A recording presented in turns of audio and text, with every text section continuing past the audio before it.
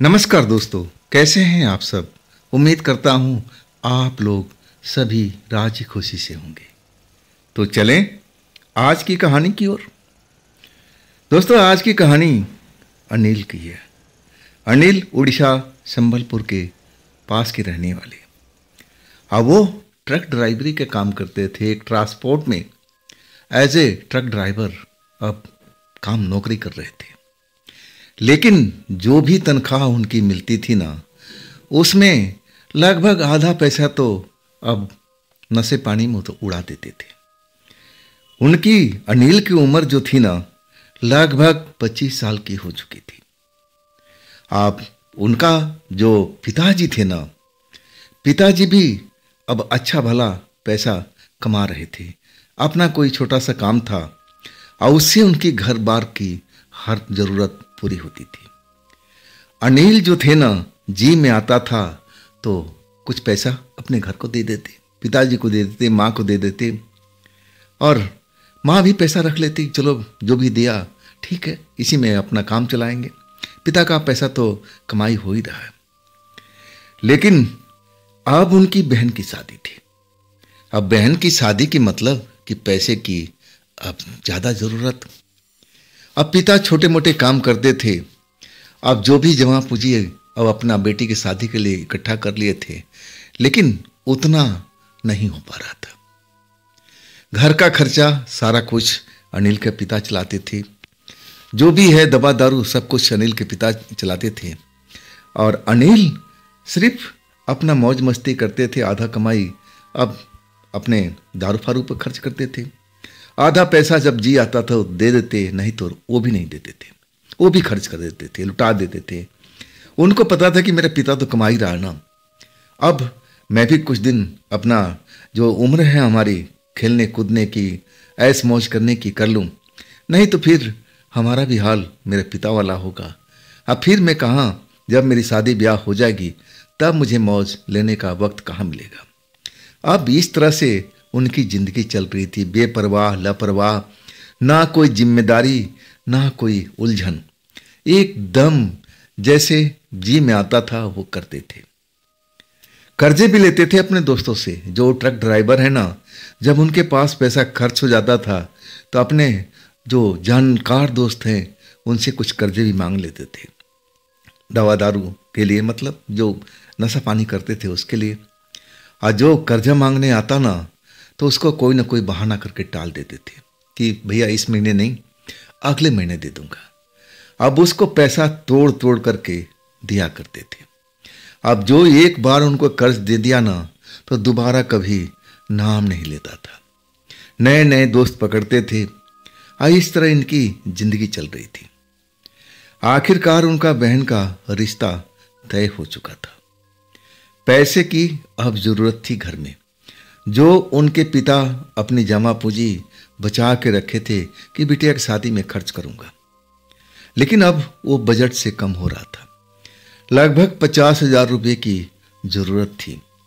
तो उन्होंने सोचा कि अभी तक अपने लड़के से आज तक तो कुछ मांगा नहीं, अब उसको मैं पूरी तरह से छुट्टी दे रखा था कि चलो कमाओ खाओ अपना ऐश करो, लेकिन अब यही मौका है। आखिरकार एक दिन अनिल अपने घर पहुंचते हैं। तब उनको पिता माता अब उनको बुला करके कहते, अनिल अभी मेरे पास में आ जाओ, तुमसे कुछ जरूरी बात करना है।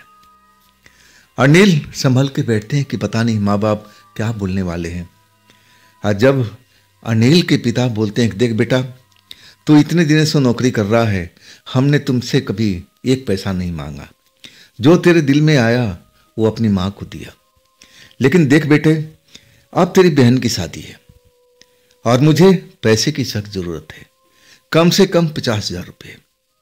ये 50,000 अब तुम्हें इंतजाम करना है। बेटा मैं ना नहीं सुनूंगा, अब तुम कैसे लाओगे अब तुम्हें पता है। ऐसे तो मुझे पूरा जानकारी है कि तुम जो भी कमाते हो आधा ही पैसा अपने माँ को देते हो और आधा पैसा अपने पास बचा कर रखते होगे। अब माँ बाप उनका नहीं जानता था कि बेटा नशेड़ी है, नशे में खर्च करता है, बेपरवाह रहता है, लोगों से कर्जा भी लेता है। अब उनको इन चीज़ को हवा तक लगने नहीं दिया था अनिल जी। जब 50,000 का नाम सुने ना तो उनकी तो धरती अनिल जी की हिल चुकी थी कि हे भगवान, 50,000, जबकि उनकी नौकरी अब मतलब वो 50,000 कमाने में सालों लग जाते थे, सैलरी कम थी। अब तो जैसे धरती उनकी हिलने लगी। अब सोच में पड़ गए, कोई अपने माता पिता को अब जवाब नहीं दे पा रहे थे। उनकी माँ पूछ रही थी कि हाँ नील बेटे, कुछ बोला नहीं, कुछ बोल तो सही, कब लाएगा 50,000 रुपये? अब देख तेरा बहन का शादी अगले महीने में है, अब जो भी करना है जल्दी करना है, सारे सामान तैयारी करना है, वक्त से पहले सब कुछ रेडी करना है। तो क्या कह रहा है, कब देगा पैसे? अब अनिल एकदम चुपचाप लगा दिए थे। समझ में नहीं आ रहा था कि अचानक मेरे पिता माता को क्या हो गया। मेरे से पैसे का डिमांड कर दिए। आज तक उन्होंने ऐसा कुछ नहीं किया था। बेपरवाह जिंदगी, नशेड़ी की जिंदगी जी रहे थे। जी में आता तो कुछ पैसा अपने घर वालों को देते थे। अब अचानक 50,000 रुपये का डिमांड हुआ ना तो अनिल बड़े सोच में पड़ गए, उदास हो गए कि हे भगवान, अब मैं क्या करूं, अब मैं क्या करूं? मेरा सेठ तो एडवांस देता भी नहीं है, किसी को नहीं देता, मेरे को क्या किसी को भी नहीं देता है। तब मैं क्या करूं, कहां से पैसा इकट्ठा करूं? अब बड़ी मुश्किल से बोले कि ठीक है पिताजी, मैं जल्द ही जल्द पैसे का प्रबंध करूंगा, आप टेंशन मत लो। अब एक तरह से पहली जिम्मेदारी अब उनके परिवार ने अनिल को दिया था कि बेटा, बहन का शादी के मामला है, इसमें लापरवाही बरतना ठीक नहीं है, हमारे पास समय की कमी है, जितना जल्दी हो सके इन पैसों का इंतजाम कर, तब हम पूरी तैयारी करेंगे। अब इसके बाद जो अनिल थे, सारी रात सही कहूं तो सो नहीं पाए थे। अब पैसे का टेंशन उनको सता रही थी। माँ बाप को तो बता भी नहीं सकते थे कि वो नशेड़ी हैं, सारा पैसा नशे में उड़ा देते हैं, लोगों से कर्जा भी लेते हैं, और तब भी उनका पूरा नहीं पड़ता। तो ये 50,000 कहाँ से लेंगे?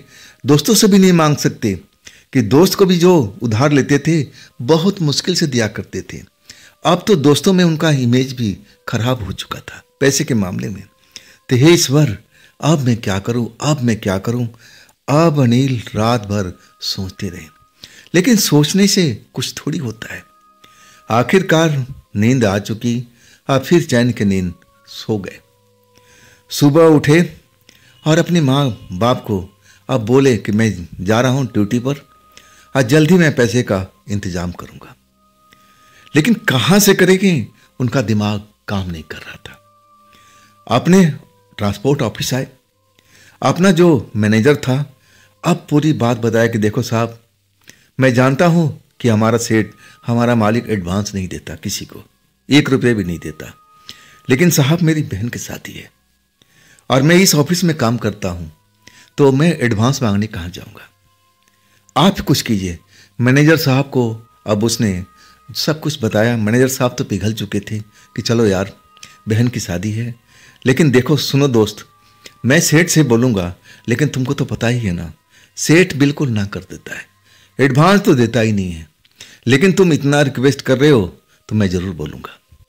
जाओ अपना काम करो, और जब शाम को ट्रक लेके आना, तब मैं बता दूंगा कि क्या फैसला हुआ है। अब इसके बाद थोड़ा सा निश्चित हो गए थे। जिस तरह से अपने दुखड़ा मैनेजर साहब को समझाया था, तो मैनेजर साहब पिघल गए, और वो दुखड़ा कहीं और वो सेठ को सुनाएंगे तो शायद अब सेठ का भी दिल पिघल जाए, पैसा दे दे, अब तो अब हमारा काम हो जाएगा। अब इस तरह से नबी जो अनिल थे अब अपने काम पर निकल चुके थे। सारा दिन ट्रक चला करके आज शाम को जब ड्यूटी ऑफ हुई तब वो आ चुके थे। ट्रांसपोर्ट में अपना ट्रक खड़ा किए। सेठ बहुत कम ऑफिस में आया करता था, सिर्फ दोपहर में 1-8 घंटे के लिए कभी चक्कर लगा लिया तो ऐसे ही करता था। अब धड़कते दिल लेकर के मैनेजर साहब के पास पहुंचते हैं। मैनेजर साहब देखते ही कहते कि आओ अनिल बैठो, देखो मुझे तुमसे बहुत सहानुभूति है, अब तुम्हारा सिस्टर की शादी का मामला है। अनिल देखो, मैंने बहुत रिक्वेस्ट किया सेठ को, लेकिन वो नहीं माने, कहने लगे नहीं, मैं अपना वचन तोड़ नहीं सकता, मैं किसी को अब आज तक एडवांस नहीं दिया हूं तो नया काम तो मैं करूंगा नहीं। अब मैनेजर साहब कहने लगे कि देखो अनिल, अगर मेरे पास में पैसा होता तो मैं आपकी मदद जरूर करता। तो दोस्त, अब मुझे माफ़ कर दो, मैंने तो पूरी कोशिश कर ली है। अब अनिल के आगे अंधेरा छा गया था कि अब मैं क्या करूं, अब मैं क्या करूं। अब तो उनका घर जाने का दिल भी नहीं कर रहा था कि क्या अपने माँ बाप से जाके कहेंगे कि पैसे का इंतजाम नहीं हो पाया। अब एक तरह से ट्रांसपोर्ट ऑफिस में ऊपर में अब ड्राइवरों को रहने के लिए अब कुछ कमरा बनाया हुआ था, हॉल टाइप का। एक तरह से ऑफिस बंद होने के बाद इधर उधर घूमते रहे, सोच रहे थे कि अब किससे बात करूं। अब जितने जानकार दोस्त थे सबसे कर्जा ले चुके थे और सबका कुछ ना कुछ बकाया था, तो किस मुंह से अब उनसे कर्जा मांगने के लिए जाते। पेशों पेश में पड़े थे, समझ में नहीं आ रहा था। और आखिरकार सोचे कि चलो अब घर नहीं जाएंगे, घर जाने पर माँ बाप जरूर जिक्र करेंगे कि क्या हुआ, पैसे का इंतजाम हुआ कि नहीं हुआ। और इस तरह वो डर करके अब ऊपर का मंजिल पर जो ड्राइवरों के लिए बनाया गया था, और वहां जाकर के एक तख्त पर लेट गए। वहां पर एक ड्राइवर और भी था। अब वो ड्राइवर जानकार था लेकिन अच्छी खासी परिचित नहीं थी, बस दूर से ही दुआ सलाम होता था। जब वो ड्राइवर अनिल को देखा कि टेंशन में लटका पड़ा हुआ है, तो एक ऐसे ही शिष्टाचार के नाते पूछ लिया कि अनिल भाई, अब आपका हंसता मुस्कुराता चेहरा मैं देखता रहता हूं, आज उदास हुआ क्यों पड़ा, क्यों उदास है, बात क्या है अनिल भाई। तब अनिल कहने लगे, भाई क्या बताऊं, अब आपसे मैं क्या छुपाऊं। अब फिर वो पूरी बात अपना घर के बताने लगे कि देखो, मेरी बहन की शादी है और 50,000 रुपये की जरूरत थी। मुझे सेठ से उम्मीद थी कि सेठ दे देगा, लेकिन सेठ ने मना कर दिया। मैनेजर साहब ने बहुत सिफारिश लगा रखी थी। अब वो जो ड्राइवर था, अब वो भी सोच में पड़ गया। अब फिर कहने लगा कि अरे, हम इतने ड्राइवर हैं, अगर हजार रुपये मांगोगे ना तो 50,000 तो इकट्ठा हो ही जाएंगे। इतने ड्राइवर काम करते हैं इस सेठ के पास में, तो क्यों ना कोशिश करते हो, मैं भी 1,000 रुपये देने के लिए तैयार हूं। और तब अनिल जो थे कहने लगे, भाई मेरा रिकॉर्ड अच्छा नहीं है, मानता हूं कि आप मुझे 1,000 रुपये दे दोगे, लेकिन मैं और जो साथी ड्राइवर हैं सबसे कुछ न कुछ कर्जा लिया हूं। और वो अपनी आप बीती बताने लगे कि भाई, मैं नशे का शिकार हो गया था, सबसे बड़ी मेरी गलती थी। जो भी कमाई था मैं आधा से अधिक अपने नशे में अपने ऊपर खर्च करता था। कभी कभी तो मेरे पास में पैसा अब रुकता भी नहीं था, अपने दोस्तों से उधार लेना पड़ता था। अब आप ही बताओ हो, तो समझ में नहीं आ रहा था कि करे तो क्या करे। उनका जो साथी ड्राइवर था, अब वो तो 1,000 रुपये देने के लिए तैयार था, लेकिन बाकी पैसा कहाँ से आए समझ में नहीं आ रहा था। बड़े उदास भाव से अनिल तख्त पर बैठे हुए थे, समझ में नहीं आ रहा था कि अब कैसे 50,000 रुपये कहाँ से इकट्ठा करेंगे। अब यहाँ साथी ड्राइवर तो जो जानता है वो तो देगा नहीं। अब एक तरह से संकट में घिर चुके थे। माँ बाप को क्या कहेंगे, माँ बाप तो इन पर उम्मीद लगा के बैठे थे कि बेटा अब आएगा तो 50,000 लेके ही आएगा। आखिरकार अनिल चुपचाप उदास भाव से अब उसी तख्त पर लेट गए। और जो उनका साथी ड्राइवर था ना, अनिल की दशा देख करके अब एक तरह से अब वो सोच में पड़ गया था कि हे ईश्वर, इस बंदे को मैं मदद कैसे करूं। अचानक उसको एक बात आ दिया। अब फिर अनिल को जो लेटे हुए थे उनको कहा, अनिल भाई उठ के बैठो, एक बात तुम्हें बताता हूं, शायद तुम उस बात पर विश्वास करो या ना करो, मुझे नहीं पता है, लेकिन ये तुम्हारी फायदे वाली बात है। अब अनिल जो लेटे हुए थे अब उठ करके बैठ गए, कहने लगे, भाई बताओ क्या बताना चाहते हो। तब वो साथी ड्राइवर कहने लगा कि देखो भाई, एक जगह का मैं जानता हूं। अब अनिल आंखें अपना अब एक तरह से बड़े बड़े करके देखने लगे क्या कह रहा है ये हमारा साथी ड्राइवर। और साथी ड्राइवर कहने लगे, देख भाई, मैं एक गांव के पास में कुछ सुना है, और वो सुना है जो मैं आपको बता रहा हूं। देखो वहां पर एक पेड़ है, बड़ा सा घना सा पेड़ है, चबूतरा बना हुआ है।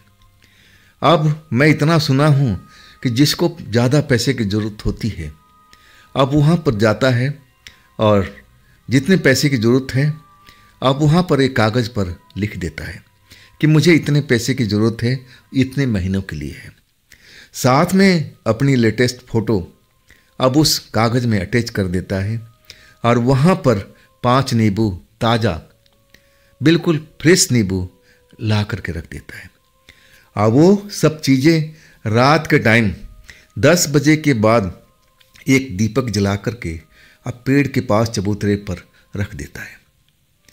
और इसके बाद वो इंसान जो भी है जिसको कर्जे की ज़रूरत है, अब ये सब करने के बाद उस जगह से हट जाता है। अब सुबह में उसको जल्दी आना होता है और सुबह में अगर उस जगह पर पहुंच गया वक्त पर और जब वो नींबू वहाँ से गायब मिले और उसके बाद जो फोटो रखा है अब वहाँ पर ना रहे, वो कागज़ अब उस जगह पर ना रहे, तब समझ लो कि तुम्हारा डील हो चुकी है। अब जो साथी ड्राइवर बता रहा था, अब अनिल को कुछ पल्ले नहीं पड़ रहा था। ये क्या बता रहा है भाई, ये अनाप शनाप बोल रहा है, ये नशे में है क्या? अब अनिल उससे पूछने लगे कैसी बातें कर रहे हो भाई, आज के ये साइंस के ज़माने में तुम अंधविश्वास वाली बात कर रहे हो, भला पेड़ हमें पैसा क्यों देगा? तब जो साथी ड्राइवर था कहने लगा, अरे भाई पूरी बात तो सुनो, पेड़ पैसा नहीं देता है, वहाँ पर कोई आता है, जब दीपक जलाओगे ना तब उस जगह पर रात में अब उस दीपक की रोशनी दूर दूर तक दिखाई देती है। और जो कर्जा देता है ना उसको समझ में आ जाता है कि वहाँ पर कोई फरियादी आया है फरियाद करने के लिए, उसको कर्जे की ज़रूरत है। और वो उस जगह पर पहुँच जाता है, वो कागज़ को पढ़ता है, नींबू हाथ में लेता है, वो तुम्हारी तस्वीर को देखता है।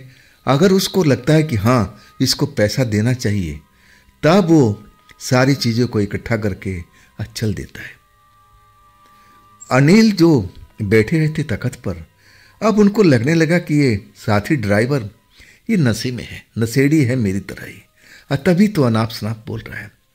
कहने लगे, भाई देख मैं तो पहले ही उलझन में हूँ और तुम मेरी उलझन बढ़ा रहे हो, ऐसा कैसे हो सकता है भाई, पेड़ पैसा कैसे दे देगा, वो भी 50,000 रुपया जान ना पहचान, कैसे कोई दे देगा?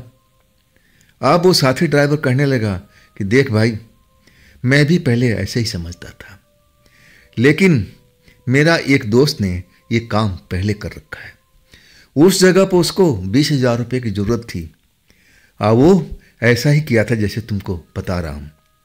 अब जितने महीने के लिए उसको ज़रूरत थी, अब वो अपनी पर्ची लिख करके अपनी ताज़ी तस्वीर अब उसमें अटैच करके और 2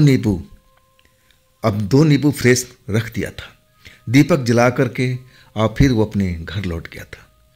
इसके बाद सुबह जब गया ना, तब वहाँ पर सारी चीज़ें गायब हो चुकी थी, मतलब उसकी जो अर्जी थी कबूल हो गई थी। अब उसको ये करना था कि रात के टाइम में एक जिंदा मुर्गा, एक दारू का बोतल अब ले करके उस जगह पर पहुंचना था, और वो दोनों चीज़ रख करके अब उस पेड़ से बहुत दूर चले जाना था। 1 घंटे का मोहलत, हाँ दीपक जरूर जलाना था, दीपक जला करके 1 घंटे के लिए उस जगह से दूर हट जाना था, इंतज़ार करना था, घड़ी देखना था कि हाँ 1 घंटा बीत चुका है, और तब उस पेड़ के पास में वो इंसान आता है। वहाँ पर दारू भी गायब हो चुकी होगी, मुर्गा भी गायब हो चुका होगा, लेकिन दीपक जल रहा होगा, और उस दीपक के पास में वो जितनी ज़रूरत पैसे की थी वो पैसा उनको पड़ा मिल जाएगा। अब उस पैसे को अब कर्ज मान के चलना है, और वो कर्ज उसको चुकाना भी है। जब उसके पास पैसा आ जाता है 2 महीने के बाद, तो फिर वही तरकीब अब फिर आजमाया जाता है। उस पेड़ के पास में दीपक जलाना है, अब उसमें पर्ची लिख देना है कि हम 20,000 रुपये जमा करने वाले हैं, कब करें। दीपक जला देना है वहाँ पर, और इसके बाद वापस आ जाना है, 1 घंटा इंतज़ार करना है, और इसके बाद उस जगह पर पहुँचना है। और वहाँ पर अगर वो पर्ची गायब हो गई है और वो नींबू एक जो भी सामान रखा हुआ गायब हो गया है, तो समझ लो कि अगले दिन ही उस पैसे को रख देना है। और वो इंसान ऐसा ही करते थे। जो हमारे दोस्त हैं ना, अगले दिन ले जा कर के दीपक जला कर के वो पैसा रख दिए। अब इसके बाद उनका काम खत्म हो गया। अब ये सब अनिल को समझ में नहीं आ रहा था कि कौन सी पहेली ये मेरा साथी ड्राइवर बता रहा है, ऐसा भला कहीं होता है।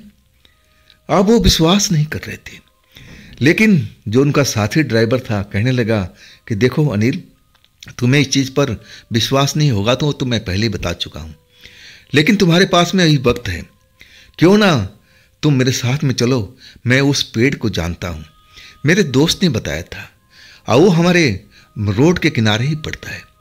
तो क्यों ना एक बार आजमा के देखते हैं, शायद तुम्हारी अर्जी कबूल हो जाए। लेकिन देखो, मैं आज भी चेताता हूँ, अगर तुम्हें जितने महीने के लिए पैसा चाहे पर्ची पर साफ साफ लिख देना, और इसके बाद उसी महीने में तुम्हें वो पैसा लौटाना पड़ेगा, और नहीं तो तुम्हारे साथ में घोर संकट आ सकता है, तुम्हारे ऊपर भी और तुम्हारे परिवार के ऊपर में। जो भी तुम्हें कर्ज दिया है ना, अब वो अपना कर्ज वसूल करेगा, चाहे तुम दुनिया के किसी कोने में क्यों न चले जाओ। अब हैरानी थी अनिल, बहुत हैरान थे कि कैसा अनाप शनाप बोल रहा है, ये कैसे हो सकता है। लेकिन उनका साथी ड्राइवर उनका दुख दर्द समझ रहा था। कहने लगा कि देखो भाई, मुझे विश्वास है, मेरा दोस्त ने सब कुछ बताया था, अब मुझे वो पेड़ भी दिखाया था, और उस पेड़ को मैं देखा था, लेकिन मुझे ऐसी कोई पैसे की जरूरत नहीं पड़ी, तो मैं कभी आजमा नहीं पाया। अब आप आजमा सकते हो। कल आप पूरी तैयारी करो, अपना साफ सुथरा फोटो लेके आ जाओ। अब एक सादे कागज़ पर जितने महीने के लिए तुम्हें 50,000 रुपये चाहिए, उसमें साफ साफ लिखो, अपने बारे में बताओ सब कुछ, क्यों पैसा चाहिए, कब लौटाओगे। अब 5 नींबू लेके आना। कल शाम के जब ड्यूटी ऑफ करके हम तुम यहीं पर मिलेंगे, और इसके बाद में अब मैं तुम्हें वहाँ लेके जाऊँगा, शायद तुम्हारी अर्जी कबूल हो जाए, पैसा मिल जाए। अब फिर तुम्हारे पास में 5-6 महीने का जो भी वक्त तुम लोगे, अब वो साफ साफ लिख देना। अब इतना फुर्सत में तो तुम पैसा तो अर्जित कर ही सकते हो, कमा ही सकते हो, तो वापस कर देना, बात खत्म। अनिल को थोड़ा अब समझ में आने लगा था कि ये बंदा इतना सब कुछ बता रहा है, और ये बता रहा है कि अब मेरे दोस्त ने कर्जा लिया था, तो कुछ न कुछ तो बात होगी, चलो आजमाने में क्या फ़र्क पड़ता है। अब फिर साथी ड्राइवर कहता है कि ठीक है जी, हम आपकी बात से सहमत हैं, कल मैं पूरी तैयारी कर लेता हूँ, फ़ोटो भी खिंचवा लेता हूँ, अब पूरी तैयारी करके हम यहीं पर मिलेंगे, और इसके बाद आप मुझे ले चलना, जैसे कहोगे मैं ऐसे कर लूँगा। अब इसके बाद दोनों लोग उसी जगह पर आराम करने लगे। सुबह हुई, फिर शाम को मिलने का वादा करके अब अपने अपने ट्रक पर लेकर के चल पड़े। अब दिन में अब स्टेडियम जा कर के अनिल फ़ोटो भी खिंचवा चुके थे, कागज़ भी ले लिए थे, पेन भी ले लिए थे, नींबू भी खरीद कर रख लिए थे। शाम को जब लौटे तो पूरी तैयारी करके अब उसी कमरे में पहुंच गए, ऊपर वाले मंजिल पर। लेकिन वो ड्राइवर आया नहीं था। इंतज़ार करने लगे, 7 बजा, फिर 7:30 बजा, 8 बजे जा कर के अब एक ट्रक का आवाज़ सुनाई दिया, और तब लगा कि हाँ, वही साथी ड्राइवर है। वाकई में वही साथी ड्राइवर था जो अपने ट्रक को पार कर रहा था। ट्रक पार करके तेज़ी से अब उनके मंजिल पर पहुंचा, जहां वो तख्त पर आराम कर रहे थे। अब साथी ड्राइवर को देख करके मुस्कुराते हुए अब अनिल कहने लगे, भाई साहब, मैं तो काफ़ी देर से आपका इंतज़ार कर रहा था। और तब वो साथी ड्राइवर कहने लगे, हाँ भाई, मुझे पता था कि तुम आओगे, अब मैं थोड़ा दूर का सफ़र कर लिया था, इसलिए आने में देरी हो गई। चलो अब देर नहीं करते हैं, सारी तैयारी हो गई है ना। और तब अनिल कहते हैं, हाँ, सादा पेपर भी ले लिया हूँ, पेन भी ले लिया हूँ, लेकिन अभी लिखा नहीं, क्या लिखना है। और तब वो साथी ड्राइवर बताता है कि तुम्हें कितने दिन के लिए चाहिए पैसे। तब अंगुलियों पर हिसाब लगा करके अनिल कहते हैं, मुझे 6 महीने के लिए पैसे चाहिए, और 6 महीने में तो इतना कमा ही लूँगा कि पैसा वापस कर दूँगा। और तब उनका साथी ड्राइवर सब कुछ बात उस कागज़ पर लिखवाता है, उनके बारे में, कौन है, किस लिए पैसे चाहिए, कब पैसा लौटाऊँगा। और तब उस कागज़ को फोल्ड करके उसमें अब उनका तस्वीर रख करके आइए लोग चल पड़ते हैं। बाहर से कोई साधन लेते हैं। अब वो शहर से दूर गांव के इलाके में पहुंचने लगते हैं। अब अंधेरा गहराता जाता है। अनिल को समझ में नहीं आ रहा कि भाई ये हम शहर से निकल कर के गांव की तरफ जा रहे हैं। तब उनका साथी ड्राइवर बोला, हाँ अब वो जगह थोड़ी देर के बाद में आने वाली है, हम जल्दी ही पहुंच जाएंगे। आखिरकार उस जगह पर पहुंच चुके थे। वो एक चौराहा था। अब वहाँ पर छोटी मोटी दुकानें थी, लेकिन वो दुकानें अब बंद हो चुकी थी। आखिरकार उस रास्ते पर अब साथी ड्राइवर चलने लगा और कहने लगा कि देखो अनिल भाई, पेड़ में दूर से दिखा दूंगा, अब मैं दूर ही खड़ा होकर के इंतजार करना हूँ। जैसे मैं बताया हूँ दीपक तुम्हें जलाना है और सब कुछ अब वैसे ही रख देना है। और इसके बाद दीपक जलता छोड़ करके वापस आ जाना है। और इसके बाद हम दोनों लोग अपना वापस ट्रांसपोर्ट के ऑफिस में चलेंगे, आराम करेंगे और सुबह तड़के हम लोग इस जगह पर आएंगे। अगर तुम्हारी अर्जी कबूल हो जाएगी तो समझ लो कि बस मामला पट जाएगा, पैसा तुम्हें मिल जाएगा, बस अर्जी कबूल हो जाना चाहिए, जैसा मैंने सुना है। अब जो अनिल थे ना, दिल तेजी से धड़क रहा था। ना तो वो कभी भूत प्रेत पर विश्वास करते थे, ना कोई तंत्र मंत्र पर विश्वास करते थे।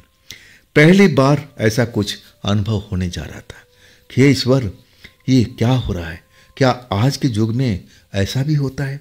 ये तो साइंस का युग है, ये किस अंधविश्वास में पड़ रहा हूँ। लेकिन चलो देखते हैं, अगर मेरा साथी ड्राइवर कह रहा है तो बात कुछ न कुछ तो जरूर होगी। अब मुझे तो पैसे की ज़रूरत है किसी तरह से भी। शायद हो सकता है कि मेरा साथी ड्राइवर सही कह रहा हो, मैं उसकी बात पर विश्वास नहीं कर रहा हूँ। आखिरकार धड़कते हुए दिल के साथ अब दोनों दोस्त अब उस पेड़ की तरफ बढ़ने लगते हैं जो खेतों के बीच में खड़ा दिखाई दे रहा था। कुछ दूर चलने के बाद अब वो पेड़ साफ दिखाई दे रहा है। पेड़ के नीचे अंधेरा अब घना हुआ पड़ा है और देखने में विशाल पेड़ लग रहा है। अब किस चीज़ का पेड़ है, रात के अंधेरे में वो देख नहीं पा रहे थे। साथी ड्राइवर कुछ दूरी पर ही रुक गया। अब फिर एक बार अनिल को समझाया कि तुम्हें करना क्या है। सारी बात अनिल समझ चुके थे और तब अनिल को बोला कि आप जाओ, मैं तुम्हारा इंतजार इसी जगह पर कर रहा हूँ। धड़कते हुए दिल से, अब डरते तो नहीं थे लेकिन बड़ा विस्मय वाला काम था। अनिल के लाइफ में इस तरह का ये पहला अनुभव था।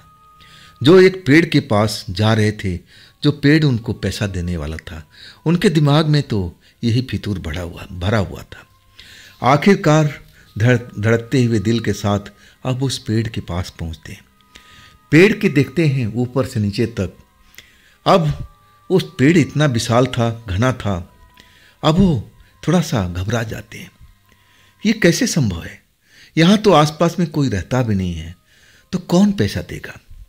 लेकिन अपनी दोस्त को सलाह को मानते हैं और वो जो भी इंतजाम था, नींबू, अब वो पेपर, उनका फोटो, सब कुछ उस जगह पर रख देते हैं।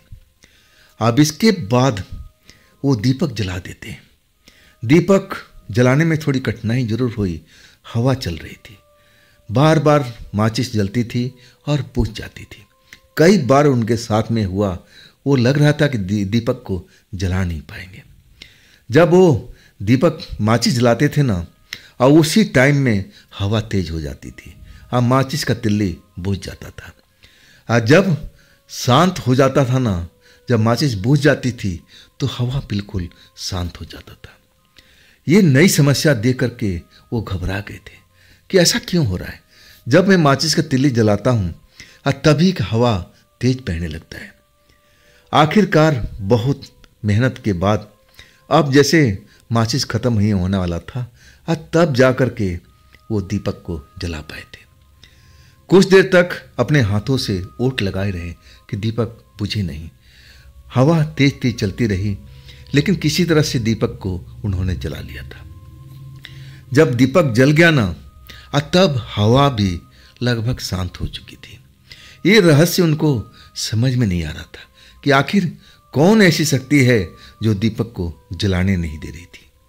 आखिर दीपक जल गया तो हवा कहाँ गायब हो गई। अब जैसे उनके साथी ने बताया था, अब उल्टे पैर वहां से वापस हो लिए थे। अपने साथी ड्राइवर के पास पहुंचते हैं और तब तक उनका अब घबरा जाते हैं, दिल तेजी से धड़क रहा है। अब एक तरह का नया उनको अनुभव मिलता है। अपने साथी से बोलते हैं कि देखो, जैसा आपने कहा था मैंने सब कुछ कर दिया, लेकिन वो दीपक जल नहीं रहा था। बड़ी मुश्किल से मैंने दीपक को जला पाया। पूरी बात को बताते हैं। साथी ड्राइवर कहता है कि चलो, दीपक जल गया ना। और वो देखता भी है दीपक की रोशनी टिमटिमा रही है। और तब वो कहता है कि चलो चलो, हमारा काम हो गया, अब हम सुबह में जल्दी आएंगे, अब फिर देखते हैं कि तुम्हारी अब दरख्वास्त मंजूर हुई कि नहीं हुई है। अगर मंजूर हो गया होगा तो सब कुछ वहाँ से गायब हो जाएगा, और इसके बाद तुम्हें अब दारू का इंतज़ाम करना पड़ेगा और जिंदा मुर्गा का इंतज़ाम करना पड़ेगा। चलो अब निकलते हैं। अनिल डरे हुए, सहमे हुए, एक तरह का नया अनुभव था उनके साथ में। ऐसा तो कभी उन्होंने सोचा भी नहीं था कि आज के युग में ऐसा भी होता है क्या। फिर दोनों दोस्त अब रोड पर पहुंचते हैं, कोई साधन को रोकते हैं, अब फिर अपने ट्रांसपोर्ट के ऑफिस में पहुंच जाते हैं। बहुत देर तक इस विषय पर बात करते हैं। अनिल समझना चाहते हैं कि क्या ये जो हमने किया है हमारा काम सफल हो गया, क्या मुझे 50,000 रुपया मिल जाएगा।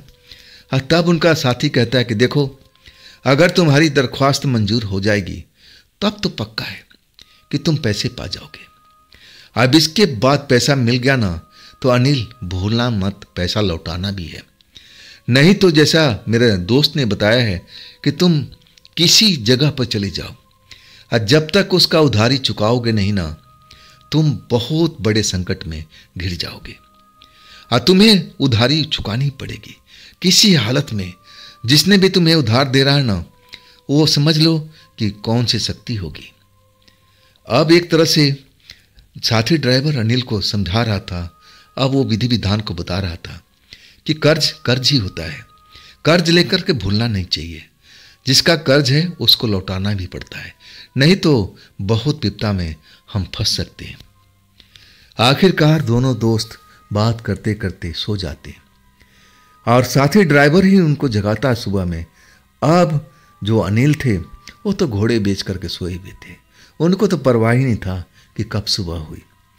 4:30 बजे के आसपास अब उनका साथी ड्राइवर उनको जगाता है, उठो अनिल उठो, हमें निकलना है, अब जल्दी से पहुंचना उस जगह पर, नहीं तो फिर गड़बड़ हो जाएगी। हमें समझ में नहीं आया कि हमारी जो अर्जी है मंजूर हुई कि नहीं हुई है। अब इसके बाद फटाफट तैयार होते हैं दोनों लोग और नीचे रोड पर जाते हैं। जो भी साधन मिलता है ट्रक और उनमें लिफ्ट लेकर के अब उस ओर पर निकल जाते हैं। अब उस चौराहे पर पहुंचते हैं, अभी तक दुकानें बंद पड़ी हुई हैं, अभी इतना जल्दी कौन दुकान खोलता है। अब फिर उस पगडंडी से अब उसी जगह पर चलने लगते हैं। कुछ निश्चित दूरी पर जाकर के पेड़ अब साफ दिख रहा है और तब उनका साथी ड्राइवर कहता है कि देखो अनिल भाई, अब आगे आप ही जाओगे, अब जा कर के आप चेक करो कि वहाँ पर अब आपका सामान तो कोई दिखाई नहीं दे रहा, एक भी सामान दिखाई नहीं देना चाहिए, और तब समझ लेना कि तुम्हारी अर्जी मंजूर हो गई है। अनिल अपने साथी ड्राइवर को देखते हैं। साथी ड्राइवर कहता है देर मत करो, जाओ वहाँ पर, नहीं तो जितनी अब देर होगी हम समझ नहीं पाएंगे। अब इसके बाद अनिल धड़कते दिल के साथ अब उस पेड़ के पास पहुँचते हैं। वहाँ देखते हैं कि दीपक जल करके बुझ चुका है, लेकिन वहाँ पर जो पर्ची बनाई थी पर्ची नहीं है। वो नींबू जो रखा हुआ था वो नींबू भी अब एक तरह से गायब हो चुका है। दिल तेजी से धड़कने लगता है, अरे ये तो अजूबा है, ये कैसे हो गया।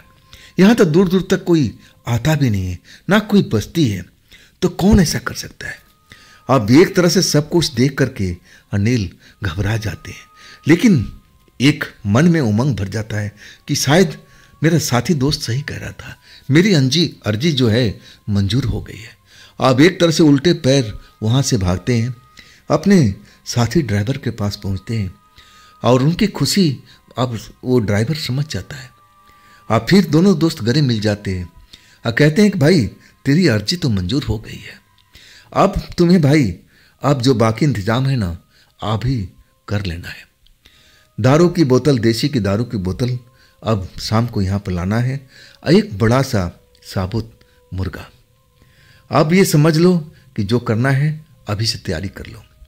लेकिन अनिल के पास में तो फूटी कौड़ी भी नहीं थी।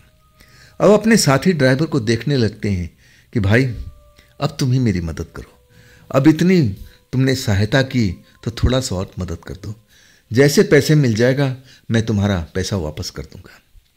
अब उनका साथी ड्राइवर मान जाता है और कहता है कि ठीक है, मैं तुम्हें पैसा दे देता हूँ। अब इसके बाद साथी ड्राइवर उनको मदद कर देता है। अब इसके बाद दोनों लोग अपने अपने ट्रक लेकर के निकल जाते हैं। अब रास्ते भर अनिल बड़ा खुश होते हैं कि मेरा साथी ड्राइवर ने मेरी मदद किया, मैं तो उम्मीद छोड़ चुका था। और इसके बाद जब शाम को लौटते हैं ना, तब वो चिकन भी ले लेते हैं, जिंदा साबुत मुर्गा, और देसी दारू का इंतजाम करके थैले में रख लेते हैं। ट्रक लगाते हैं और इसके बाद थैला लेकर के अब ऊपर वाली मंजिल पर आ जाते हैं। और उनका साथी ड्राइवर अब उनसे पहले आ चुका है और उनका इंतजार कर रहा है। वाकई में अब अनिल बहुत खुश थे। अब उनका जो ड्राइवर साथी था वो भी खुश था कि चलो अनिल का काम हो गया। लेकिन अनिल को समझाता है कि देखो भाई, अब ये पैसा लेकर के तुम जैसे अपने साथी ड्राइवरों को अब तरकाते रहे हो, ऐसा मत करना। 6 महीने में पूरा का पूरा अब पैसा वापस तुम्हें कर देना है, नहीं तो तुम बहुत बड़े संकट में फंस सकती हो। अब अनिल कहने लगे कि नहीं भाई, जैसा आपने समझाया है मैं ऐसा ही करूँगा, मैं वक्त पर ही पैसा लौटा दूंगा। अब रात होने का इंतज़ार करने लगते हैं। आखिरकार 9 बजे के बाद दोनों साथी निकलते हैं। अब उस जगह पर कोई ना कोई साधन लेकर के पहुंचते हैं। अब दुकान पर पहुंचते हैं जहां चौराहा है, दुकान बंद मिलती है। इसके बाद उस पेड़ के नज़दीक पहुंचते हैं। अब उनका साथी ड्राइवर निश्चित दूरी पर रुक जाता है। अब बोलता है अनिल से कि आप जाओ और वहाँ पर दीपक जलाओ, आप फिर उस जगह पर दारू की बोतल रख दो और चिकन भी रख दो, जिंदा मुर्गा। अब फिर उल्टे पैर वापस आ जाओ। और इसके बाद हम लोग अब चौराहे पर आ जाएंगे। अब 1 आध घंटा हम इंतज़ार करेंगे और तब हम फिर उस जगह पर जाएंगे। हमारा काम सफल हो जाएगा, मुझे पूरा उम्मीद है, इसमें कोई शक नहीं है, जैसे मैंने अपने साथी से सुना था।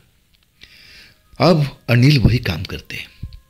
निश्चित दूरी पर उनका साथी रुक जाता है और अनिल डरते हुए, एक तरह से ऐसे वो भूत प्रेत से कभी किसी शक्ति से डरते नहीं थे, शरीर अच्छा खासा पहलवान की तरह था। और वो उस जगह पर पहुंचते हैं। अब वहाँ पर नया दीपक जला देते हैं और फिर वो दारू का बोतल रख देते हैं और वो थैले में जो चिकन है जिसका पैर बांधे हुए थे, अब उस जगह पर निकाल कर रख देते हैं। चिकन डर जाता है, अब उस अंधेरी जगह पर फड़फड़ाने लगता है और इसके बाद उसकी परवाह ना करते हुए अब अनिल जो है उल्टे पैर वापस आ जाते हैं। साथी इंतजारी कर रहा था। अब फिर दोनों साथी अब चौराहे पर पास पहुंच जाते हैं। अब एक दुकान के साथ में एक टूटी फूटी बेंच पड़ी थी। अब वहाँ बैठ करके अब समय व्यतीत करने लगते हैं, घड़ी देखने लगते हैं। जब पूरा 1 घंटा हो जाता है ना, तब अनिल का दिल तेजी से धड़कने लगता है। उनको विश्वास अभी भी नहीं होता है, पूरी तरह से यकीन नहीं होता है कि ये जो हो रहा है वाकई में हो रहा है। क्या मुझे 50,000 रुपया मिल जाएगा उधारी?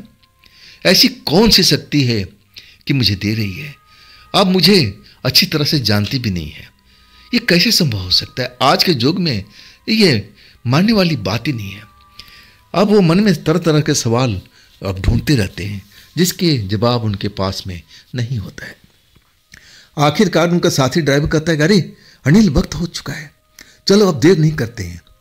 और इसके बाद दोनों लोग उस जगह पर अब उस पेड़ के पास पहुंचने लगते हैं। निश्चित दूरी पर अब साथी ड्राइवर रुक जाता है और अनिल को कहता है कि तुम जाओ जाओ। तब ड्राइवर और जो साथी ड्राइवर और अनिल देखते हैं कि वो दिया जो जला के आए थे ना, अभी भी टिमटिमा रहा है। इसका मतलब काम सक्सेस हो चुका है।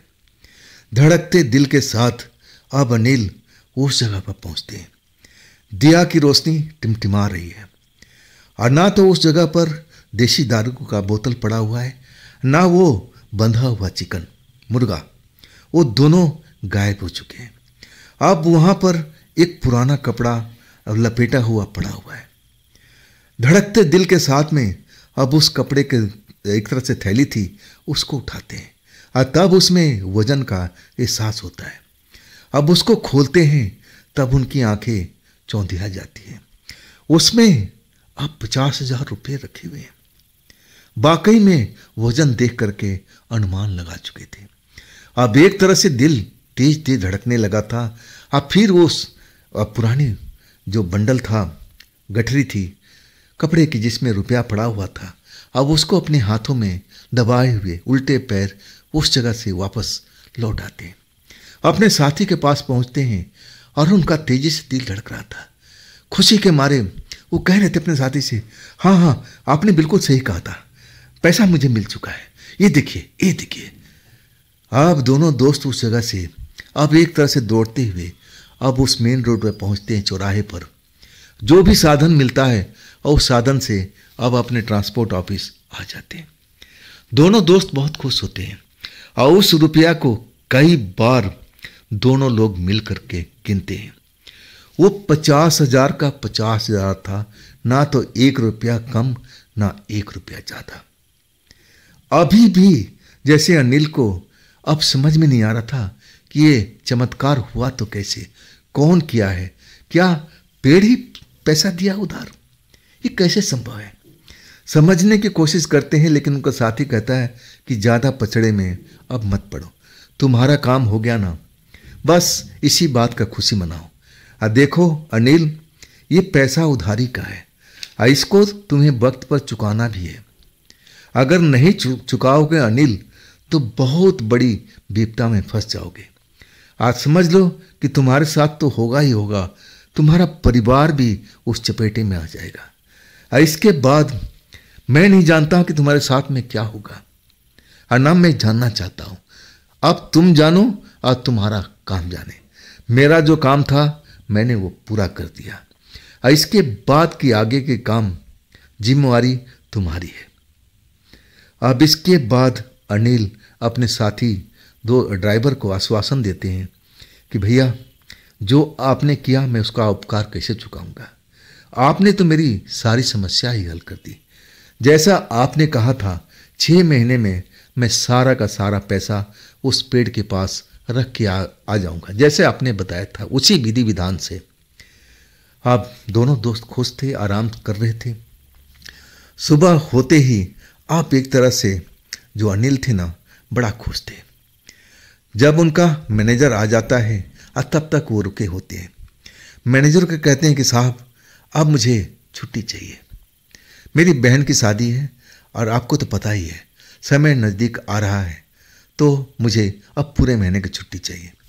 मैनेजर मान जाता है, कहता है ठीक है अनिल, जाओ अपना बहन की शादी करो, और जब फुर्सत जब बहुत काम से हो जाए तो आ करके नौकरी ज्वाइन कर लेना। और कुछ पैसे मैनेजर जो था दयालु और स्वभाव का था, और कुछ पैसे अब वो अनिल को भी देता कि मेरी तरफ से बिटिया के अब एक तरह से शादी में खर्च करना।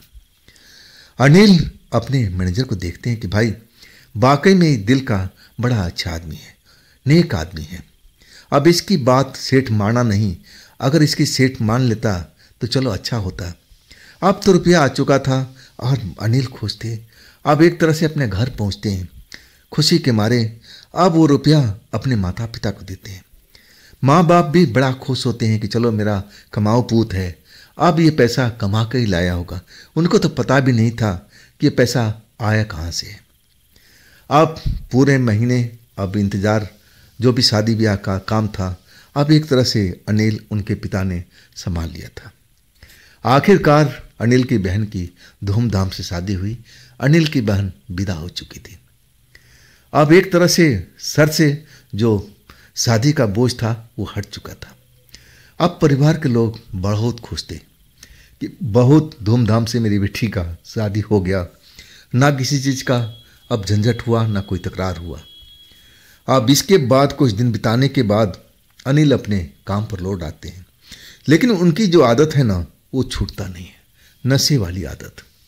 जब भी उनके पास में पैसा आता है अब वो नशे में डूब जाते हैं, काम करते हैं और दिन भर अपना ट्रक चलाते हैं और शाम को कभी कभी अपना घर भी आ जाते थे, लेकिन अधिकांश समय उनका ट्रांसपोर्ट ऑफिस के ऊपरी मंजिल में बीतता था।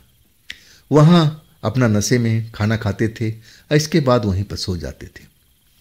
समय कटता जा रहा था, समय कटता जा रहा था। अब इस तरह करते करते लगभग 5 महीना बीत चुका था और वो उनका जो साथी ड्राइवर था ना, इसी बीच वो काम छोड़ करके अब दूसरी जगह पर लग चुका था। अब तो उनसे बात भी नहीं होती थी, लेकिन जाते जाते वो अनिल को ज़रूर समझाया था कि देखो अनिल, भूलना नहीं, समय पे पैसा वहाँ रख के आ जाना, इसी में सबकी भलाई है, तुम्हारे परिवार की भी और तुम्हारी भी। अब अनिल आश्वासन दिए कि हाँ बिल्कुल मैं ऐसा ही करूँगा। 5 महीना हंसी खुशी उनका बीत गया, नशे पानी में डोलते रहे और लेकिन वो पैसा इतना इकट्ठा नहीं कर पाए। जब 1 महीना रह गया ना, तब वो बेचैन होने लगे कि अब 1 महीना बच गया, अब 50,000 कहाँ से इकट्ठा करूं, किससे मांगूं, मांग भी तो नहीं सकता। और उनका जो दोस्त था अब तो दूर जा चुका था, अब तो उससे मुलाकात भी नहीं होती थी।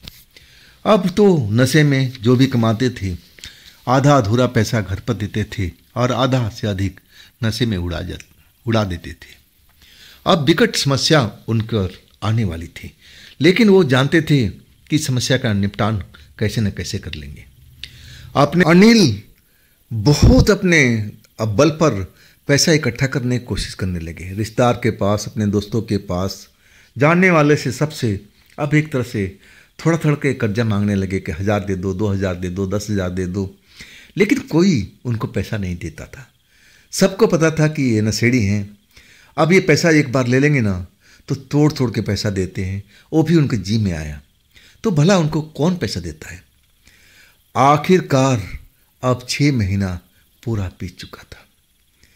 अब अनिल घबराए हुए थे कि क्या होगा उनके साथ में, अगर मान लो हम पैसा वक्त पर नहीं देते हैं तब क्या होगा, समझ में नहीं आ रहा था। लेकिन नशे में जब होते थे ना कि अब जो होगा देखा जाएगा, जो होगा मैं देख लूँगा, मेरे ऊपर संकट आएगी ना, अब कोई मारपीट ही तो करेगा, इससे ज़्यादा क्या कर सकता है। अब उनको यही समझ में आ रहा था कि कोई अब उनसे आकर जबरदस्ती करेगा, पैसा मांगने की कोशिश करेगा, और जब मेरे पास में है नहीं तो समय मांग लूँगा और समय मांग लूँगा कि अभी नहीं हो गया तो क्या मेरा कोई जान तो थोड़ी लेगा। अब इस तरह से अपने आप को अब वो निश्चित करने लगे। नशे में जब भी होते यही सोचते कि मैं क्षमा मांग लूँगा, मोहलत मांग लूँगा और कह दूँगा भाई अब 1-2 महीना और रुकिए, अब मैं पैसे का इंतजाम कर रहा हूँ। 6 महीना पूरा बीत चुका था, डेट निकल चुकी थी, लेकिन जो भी था, जो पैसे लेने वाला था, अब क्यों नहीं आया। अब तो निश्चित टाइम पर उस पेड़ के पास में पैसा रख के आना था विधि विधान के द्वारा, तो जो भी शक्ति थी अब उनके पास में क्यों नहीं आई पैसा लेने के लिए। 1 दिन बीता, 2 दिन बीता, हफ्ता बीता। अब अनिल को लगने लगा अरे अगर मैं पैसा ना दूं तो क्या हो जाएगा, कौन मेरे सामने आएगा, मैं पहलवान जैसा हूं, 2-4 को तो मैं संभाल ही लूँगा। अब एक तरह से अपने बल के घमंड पर अब जीने लगे थे, नशे में चूर रहते थे। जब नशा नहीं करते थे ना तब उनके साथी दोस्त का याद आता था और वो कही हुई बातें कि देख अनिल, सबसे पहले तेरे ऊपर विपत आएगी और इसके बाद तेरे परिवार के ऊपर। मैं तुमको बार बार समझा रहा हूँ कि ये कर्ज है और ये कर्ज तुम्हें समय पर चुकाना है, नहीं तो तुम्हारे साथ में कब क्या होगा तुम समझ भी नहीं पाओगे। लेकिन जब हफ्ता 10 दिन बीत चुका, अनिल को लगने लगा कि अरे अगर मैं ना दूंगा तो पेड़ मेरे पास में थोड़ी आएगा मांगने के लिए, मेरी इच्छा जब होगी मैं धीरे धीरे करके चुका दूंगा जैसे अपने दोस्तों को देता था, तो मेरा क्या कोई बिगाड़ लेगा। अब एक तरह से नशे में होने के कारण वो भूल चुके थे कि मुझे किसी का कर्जा देना है। अब 10 दिन से 15 दिन बीता, अब पूरा महीना बीत गया। जब उनके साथ में ऐसा कुछ नहीं हुआ ना तो बड़ा निश्चित हो गए थे। अब एक तरह से 50,000 रुपया डकार चुके थे। अब उनको लगने लगा कि अब मैं ना दूंगा तो मेरा क्या क्या कोई बिगाड़ लेगा। अब तो मेरा दोस्त भी नहीं यहाँ पर कि वो टोके बोले। अब मैं बिल्कुल निश्चित हूँ, जब पैसा होगा तो धीरे धीरे करके मैं चुका दूंगा, माफ़ी मांग लूंगा, यही से ज़्यादा हो सकता है। महीना दिन बीत चुका था। जो अनिल थे ना, अब ट्रक लगा चुके थे ट्रांसपोर्ट के ऑफिस में। ना जाने उनको आज क्यों लग रहा था कि घर चलना चाहिए।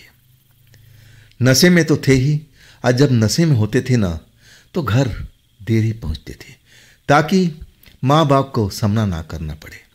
अपने आराम से पिछले दरवाज़ा, जो उनके पास में चाबी होती थी, और आराम से पिछला दरवाज़ा खोलें और फिर अपने कमरे में जाके आराम से लेट जाएं। और सुबह उठेंगे नहा धो करके, जो माँ नाश्ता देगी और खा पी करके अपने काम पर लौट जाएंगे। ऐसा ही जब पूरे नशे में होते थे तो करते थे। और उस दिन भी नशे में थे। रात का 8 बज रहा था और वो समय का इंतज़ार कर रहे थे। ऊपर वाली मंजिल पर जाके तख्त पर लेट गए थे और उस जगह पर लाइट जल रही थी, पूरी रोशनी थी, लेकिन वहाँ पर बस एक बूढ़ा ड्राइवर एक तख्त पर लेटा हुआ था और वो शायद बीमार था, रुक रुक के खांस भी रहा था। अब जो खांस रहा था ना, तो अनिल उसके पास में गए और कहने लगे कि बाबा, आपकी तबीयत खराब है तो क्यों ड्राइविंग करते हो, जाओ घर पर आराम कर लो। और तब वो बाबा जो थे कहने लगे कि बेटा देखो, मैं शौक से नहीं करता हूँ, मुझे अपने परिवार को पेट पालना है। अगर मैं ड्राइवरी नहीं करूँगा तो मेरा परिवार क्या खाएगा। मेरी कोई अब मदद करने वाला भी नहीं है। जवान बेटा मेरा गुजर चुका है, जिस पर मेरी उम्मीद थी। अगर आज वो जिंदा होता तब मैं शायद ये काम नहीं करता। बड़ी दुख भरी कहानी थी। अनिल को बूढ़ा ड्राइवर बताने लगा। अनिल को ना जाने क्या सूझा, वो कहने लगे कि बाबा, आपका बेटा का मौत कैसे हुआ। तब वो बूढ़ा ड्राइवर बताने लगा कि बेटा क्या कहूँ। अब वो शहर से गांव लौट रहा था और इसके बाद ना जाने उसको क्या हुआ कि वो अपने आप को भूल सा गया था। ना जाने किस तरह से गांव पहुंचा। इसके बाद गांव वालों ने अब एक तरह से मेरे घर पर पहुंचाया। दरवाज़ा पीटा, तब रात के 11 बज रहे थे। वो जैसे नशे के अंदर में हो। मुझे तो पहली बार देख करके ऐसा ही लगा था। और इसके बाद अब वो हमारे घर पर आया तो मुझे लगा कि नशे का शिकार है। अब इसका नशा उतर जाएगा तो सब कुछ पहचानने लगेगा, मुझे जानने लगेगा। और ये मेरा बेटा कभी नशा करता नहीं था। लेकिन जब बहुत रात बीत गई, हमने उसको पानी वानी डाला कि नशे से अब उबर जाएगा, लेकिन वो उबर नहीं पाया। तब मेरी वाइफ ने अब उसका मुंह वगैरह सूंघा, तब बोली कि नहीं, मेरा बेटा जो है नशे का शिकार नहीं है, जरूर इसके साथ में कुछ हुआ है। अगर ये दारू पीता तो उसके शरीर से बदबू आती, नशा करता तो मैं जान जाती। इसके बाद कुछ ही देर के बाद तड़प तड़प करके उसकी मौत हो चुकी थी। मुझे तो हॉस्पिटल ले जाने का मौका नहीं मिला। और तब से मैं अब क्या करूं, अब मुझे ये काम करना पड़ रहा है। अगर मेरा बेटा जिंदा होता तो मैं भला ये काम थोड़ी करता। बूढ़ा ड्राइवर अब अपने बेटा का याद करके रोने लगा। अनिल को उस बूढ़े ड्राइवर पर बहुत दया आ रही थी और वो नशे में थे, तब भी समझा रहे थे कि बाबा शांत हो जाइए, जो होना है अब तो हो चुका है। अब इसके बाद घड़ी देखते रहते हैं। जब 10 बज जाता है ना, तब उस बूढ़े ड्राइवर को समझा कर कि बाबा रोए नहीं, जो विधि विधान में लिखा है वो तो हो के ही रहता है। आप फिर अपने घर की तरफ चल पड़ते हैं। आधे गांव के रास्ते में पहुंचते हैं और तब उनको एहसास होता है कि उनके पीछे कोई चल रहा है। मुड़ कर देखते हैं ना तो कोई दिखाई नहीं देता है। उनको लगता है कि मेरे मन का भ्रम है, अब मैं नशे में हूं ना, तभी ऐसा महसूस हो रहा है। फिर आगे चलने लगते हैं और तब उनको लगता है कि अरे वाकई में मेरे पीछे कोई चल रहा है। मुड़ के देखते हैं तब भी उनको कोई दिखाई नहीं देता है। अब एक तरह से थोड़ा सा परेशान हो जाते हैं कि आवाज़ तो मैं सुना, लेकिन कोई दिखाई क्यों नहीं दे रहा। क्या कोई मेरा पीछा कर रहा है? क्यों मेरा भला पीछे करेगा? मेरे पास तो कुछ पैसा भी नहीं है। अब एक तरह से सोचते हुए आगे बढ़ते रहते हैं। अब फिर कुछ देर चलते हैं ना, तभी उनको किसी ने स्पर्श किया। उनके बालों को जैसे कोई स्पर्श किया, छुआ हो। और तब वो सन से हो जाते हैं, शरीर एकाएक डर जाता है। अब पीछे मुड़ के देखते हैं ना तो कांप के रह जाते हैं। पीछे देखते हैं कि एक 30-32 साल की महिला, और वो सफ़ेद कपड़ों में, सफ़ेद साड़ी बांधे हुए, आंखें अंगार की तरह दिखाई दे रहे हैं। चेहरा देखने में बहुत सुंदर लग रहा है, जैसे लग रहा है कि बड़े घर की बहू बेटी है। और जब उसको देखते हैं ना तो समझ में नहीं आता है कि इस औरत को अब मेरे इतने नज़दीक आ गई, अब मैंने देखा क्यों नहीं, ये औरत मुझे स्पर्श क्यों किया। अब एक तरह से पीछे मुड़ करके उस औरत से सवाल पूछते हैं कि आप कौन हैं, आपने मेरा सर पर हाथ कैसे फेरा। वो औरत मुस्कुराती है, कहती है, अनिल तुम भूल गए क्या, तुमने कर्जा लिया था, कर्जा तुम्हें वापस लौटाना था, तुम तो लौटाए नहीं। क्यों भाई, ऐसा क्यों किया तुमने। अनिल जब कर्जे की बात सुने ना तो उनको जैसे सब नशा उतर चुका था। और वो कहने लगी मन में कि ये कर्जा लेने एक औरत आई है, लेकिन इसकी आंखों में अलग सा कुछ दिख रहा है, आंखें बड़ी बड़ी हैं, तो ये भी नशे की शिकार होगी। ये मेरे से दादागिरी करने आई है, मुझसे अब कर्जा वसूलने आई है। अब एक तरह से शांत रहते हैं। औरत बार बार कहती है कि अनिल तुमने तो वादा किया था ना कि तुम 6 महीने में पूरा पैसा एक साथ लौटा देंगे, तो तुमने अभी तक पैसा क्यों नहीं लौटाया, क्या कारण है, क्यों नहीं लौटा रहे पैसा। और तब अनिल जो थे नशे में थे अभी भी, औरत को दादागिरी पसंद नहीं आई। वो कहने लगे कि देखिए आप कौन हैं और उस कर्जे से आपका रिश्ता क्या है। औरत मुस्कुरा के कहने लगी कि वो कर्ज मैंने ही दिया था और तुम्हें वक्त पर वो कर्ज लौटाना था। हाँ, तुम तो जैसे लग रहा है कि कर्ज को भूल चुके हो, ये आसानी से तुम पचा नहीं पाओगे। अब अनिल को तैस आ जाता है, नशे में तो होते ही। हाँ, कहते हैं कि मान लिया आपने कर्ज दिया है, अगर मैं ना लौटाऊं तो क्या करोगे आप। औरत मुस्कुराती है, हाँ, कहती है कि वो तो जो करना है मैं कर ही लूँगी, लेकिन मैं तुमसे आखिरी बार कहती हूँ, और बताओ कब पैसा लौटा रहे हो, मैं तुम्हें कुछ और मोहलत देना चाहती हूँ। लेकिन अनिल उस टाइम नशे में होते हैं और उनको लगता है कि एक औरत होकर के मुझे ललकार रही है, क्या मैं इससे डर जाऊंगा। तैस में आ जाते हैं और कहते हैं कि देखो मेरे पास अब पैसा है नहीं, अब कब लौटाऊंगा मैं पक्का नहीं बोल सकता, जब पैसा है ही नहीं तो मैं कैसे बोलूं। औरत कहती है कि नहीं, तुम्हें एक वचन देना पड़ेगा, वो आखिरी वचन होगा और उससे ज़्यादा मैं समय नहीं दे सकती। तब अनिल कहते हैं कि 6 महीने का और टाइम दे दो। औरत मुस्कुराती है, कहती है कि नहीं, मैं तुम्हें 6 दिन के टाइम देती हूँ, अगर 6 दिन के अंदर में तुमने पूरा पैसा उस पेड़ के पास जा कर के नहीं रखे विधि विधान से, तब तुम समझ लेना तुम पर क्या बीतने वाली है। तुम पर तो बीतेगी ही, आज तुम्हारा परिवार भी लपेटे में आ जाएगा। अब सोच लो, फैसला तुम्हारे ऊपर में है। अब फिर वो औरत रुकती नहीं है, उल्टे पैर अब उसी रोड के साइड में चलने लगती है, तेज तेज चलती हुई, और फिर अंधेरे में गुम हो जाती है। अनिल उसी जगह पर खड़े अब उस औरत को देखते रहते हैं। अरे ये कर्जा वसूल करने आई थी, ये औरत होकर के अंधेरे में ये इतनी ताकतवर है। अब इस तरह से अब वो सोचने लगते हैं। 6 दिन का टाइम उस औरत ने दिया है, जबकि अनिल ने 6 महीने का वक्त मांगा था, लेकिन औरत ने मना कर दिया।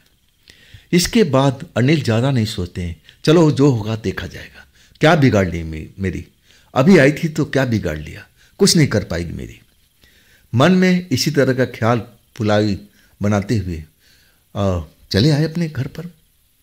आराम से पिछला दरवाज़ा खोले और फिर अपने घर में आराम करने लगे। सुबह उठे और नाश्ता पानी करके अपने काम में लग गए। अब एक तरह से नशे के लिए ही काम करते थे, परिवार में थोड़ा बहुत कुछ दे देते थे, नहीं तो परिवार वाले मांगते भी नहीं थे, कि उनको लगता था कि अनिल पैसा संभाल के रखता है, आड़े वक्त में जैसे 50,000 दिया था, कभी वक्त आएगा तो और पैसा दे देगा। परिवार वाले निश्चित रहते थे, माँ बाप। लेकिन अनिल के पास में पैसा रुकता नहीं था, नशेड़ी थे, नशे में खर्च करते थे। फिर अपने काम में जुट गए, उस औरत की बात को भूलने लगे। 6 दिन बीत चुका था। अब 6 दिन बीतने के बाद अब बात तो याद आई कि उस औरत ने धमकी दिया था कि 6 दिन के बाद मैं फिर तुम्हारे पास में आऊंगी, और इस बार आऊंगी ना तो तुम समझ जाना। 6 दिन बीत चुका था, ना तो औरत उनके पास में आई, ना ऐसा कुछ लोग भी उनके पास में आए। 7वां दिन बीत चुका था। जब रात बीत गई तब अनिल को लगने लगा कि वो खाम मुझे धमकी दे रही थी। अगर आना होता तो आ जाती ना। वो मेरे से डर गई है। मेरे शरीर की ताकत देख करके उसको एहसास हो चुका है कि मैं उससे पैसा वसूल नहीं कर सकती। अब एक तरफ से अनिल जो थे ना, अब उससे बेफिक्र हो चुके थे कि वो औरत मेरी कुछ बिगाड़ नहीं पाएगी। आखिरकार 7वां दिन और फिर 8वां दिन। 8वां दिन जब अपना ट्रक लेकर के अब आते हैं, ऑफिस में खड़ा करते हैं, और फिर उनको लगता है कि घर पर चलना चाहिए।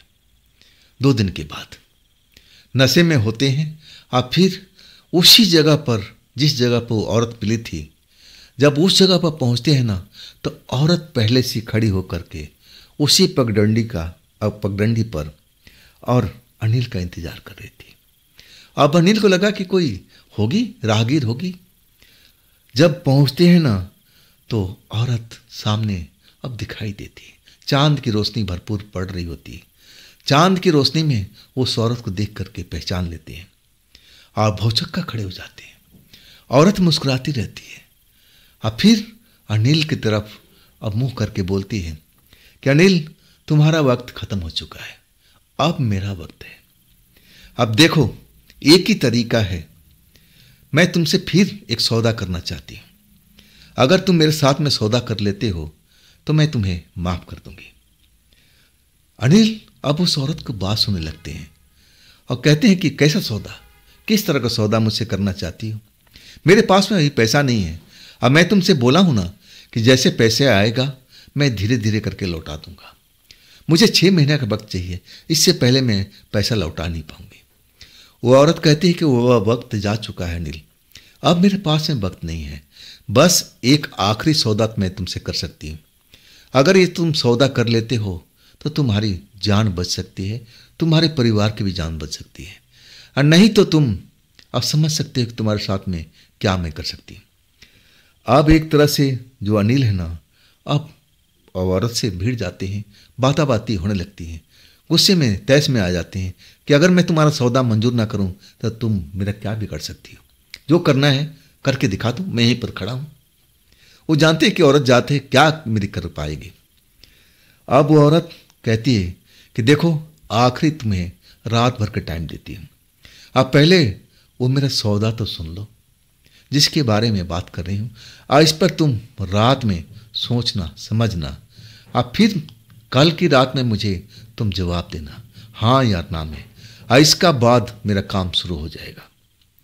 अब एक तरह से नशे में अनिल कहते हैं हाँ हाँ बता दो, कौन सा सौदे की बात कर रही हो? तब वो औरत कहती है कि अनिल, एक ही सौदा है। अब तुम्हें मेरे साथ में पूरे 15 रात गुजारने पड़ेंगे। अगर तुम मेरे साथ में 15 रात गुजार लेती हो ना, तो मैं पैसा का भूल सकती हूँ। अनिल हंसने लगते हैं और कहते हैं कि तुमने अपनी उम्र देखी है, अब तुम मेरे से ज़्यादा बड़ी है, मैं तेरे साथ में कैसे रात गुजार सकता हूँ? औरत कहती है ये तो तुम्हें करना ही होगा। अगर तुम ये मेरी शर्त मान लेते हो तो मैं तुम्हारा पैसा अब एक तरह से माफ़ कर सकती हूँ, और नहीं तो तुम्हारे साथ में अब जो होगा तुम अब समझ भी नहीं पाओगे। अब जो अनिल है ना, तैश में आ जाते हैं और कहते हैं कि नहीं, तेरे साथ तेरी उम्र 30-32 साल की है, अब मैं 25 साल का हूँ, तेरे में मेरे में मिल कहाँ है? नहीं, मैं तेरे साथ में ये सब जो कह रही है ना, मैं कर नहीं पाऊँगा, मुझे माफ़ करो। अब मैं तुम्हें कह रहा हूँ कि 6 महीने का टाइम दो, लेकिन तुम मान ही नहीं रही हो। जो करना है कर लो, मैं तुम्हारे साथ में ये सब काम 15 दिन तक करने वाला नहीं हूँ। औरत हंसती है और कहती है कि अनिल, तुम्हें पछताना पड़ेगा, अब फिर तुम्हें उसी पेड़ के पास लौट के आना पड़ेगा, अब फिर वो 15 रातें मेरे साथ में गुजारनी पड़ेगी, और तब शायद मैं तुम्हारी पैसे को माफ़ कर सकूं मेरे ऊपर निर्भर करता है। और तुम रोओगे, गिड़गिड़ाओगे और तब शायद मुझे दया आ जाए, लेकिन मैं ऐसा दया करती नहीं हूँ। अब सोच लो, समझ लो। और इसके बाद औरत रुकती नहीं है, उसी रोड के साइड में चलने लगती है। अनिल एकदम अवाक से उस औरत को देखते रहते हैं। ये भाई क्या भला है, ये डरती नहीं है, ये अनाप शनाप बोल के गई, मैं अब इसके साथ में कैसे रात गुजार सकता हूँ। इसकी उम्र 30, 32, 35 साल की होगी, अब मैं जवान 25 साल का, ये मेल कहाँ है, ये कैसे संभव है। मैं कर ही नहीं पाऊंगा। जो चाहे जो मर्जी कर ले मेरे साथ में। क्या करेगी, मेरे घर पर गुंडे भेज देगी, यही करेगी ना। मेरे माँ बाप को पिटवाएगी, मरवाएगी, मैं देख लूँगा, मैं छोड़ूंगा नहीं। अब इसके बाद अनिल पिछले दरवाजे से अपने घर पर पहुँच जाते हैं। दरवाज़ा खोलते हैं और आराम से अपने बिस्तर पर सो जाते हैं। रात गुजर जाती है। अब सुबह नाश्ता पानी करके अपना काम में लग जाते हैं। ट्रांसपोर्ट ऑफिस जाते हैं, ट्रक उठाते हैं, अपने काम में लग जाते हैं। फिर जब लौटते हैं ना, तो इस बार उनको घर जाने को नहीं सोचता है।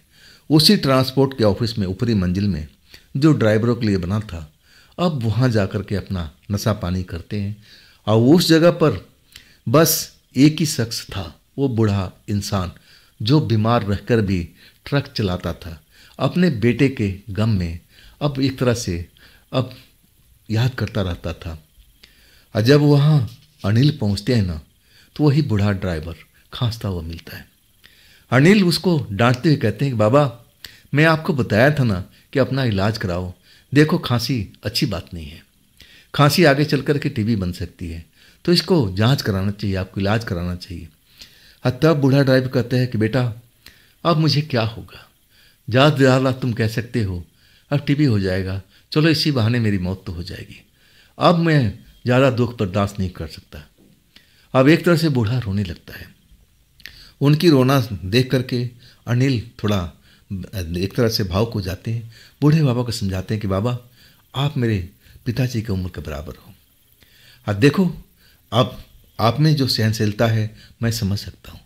इतना सब कुछ होने के बाद अपने परिवार के लिए आप मेहनत करते हो, अपने बेटे की याद में अब एक तरह से खोए रहती हो। अब इतना सब कुछ कर लिए हो तो अपने परिवार का मुंह देखो ना। मैं कह रहा हूँ ना कि कल जाओ, ड्राइवरी तो करती रहोगे, अपना इलाज कराओ। अब पैसा नहीं है तो मेरे से ले लो। अब उनके पास में कुछ पैसे होते हैं और वो बूढ़े ड्राइवर को दे देते हैं। बूढ़ा ड्राइवर मना करता है कि नहीं बेटा, मुझे पैसे नहीं चाहिए।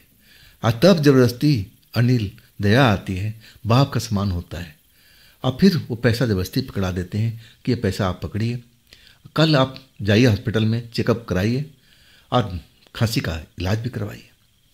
इसके बाद वो बूढ़ा ड्राइवर अब अपनी तकत पर आराम करने लगता है। कब सो जाता है पता भी नहीं चलता है। आखिरकार अपना बोतल खोल करके जो चखना उखना साथ में अब बैठ के अपना ड्रिंक करने लगते हैं। अब रात गहराते जाती है, 11 बज जाता है। और यही सब नशा के बाद वही घटना उनको याद आने लगती है कि एक औरत होकर के अब आकर के पैसा वसूल करना चाहती है।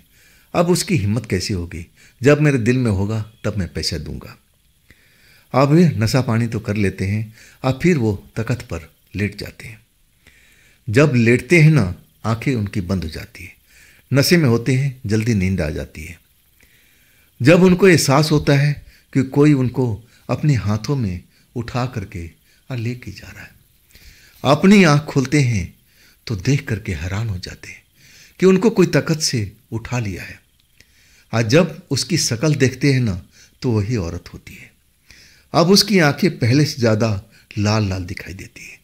इस औरत में इतनी ताकत कैसे आ गई? उनको लगा कि ये कोई ख्वाब में है, स्वप्न देख रहे हैं। ऐसा कैसे हो सकता है? इतनी ताकतवर इंसान है, कैसे कोई उनको भला उठा सकता है?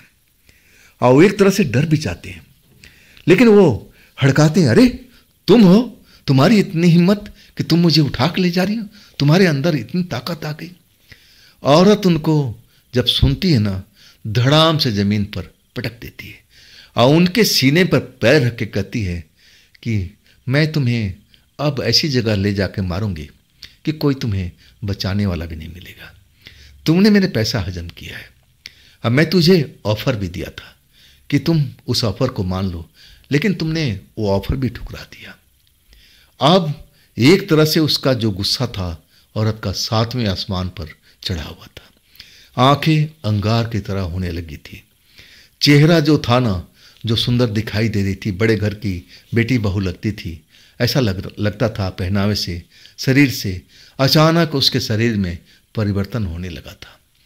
देखते ही देखते अब भयानक रूप उसका नजर आने लगा।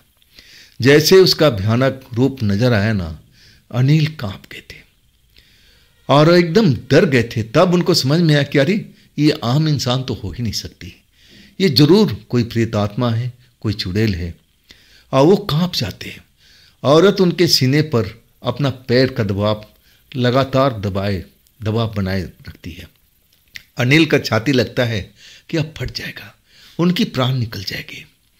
अनिल को बार बार औरत धमकाती है कि तू मेरा पैसा हजम करेगा और तू आसानी से इस दुनिया में जिंदा रहेगा, ऐसा मैं कभी होने नहीं दूंगी।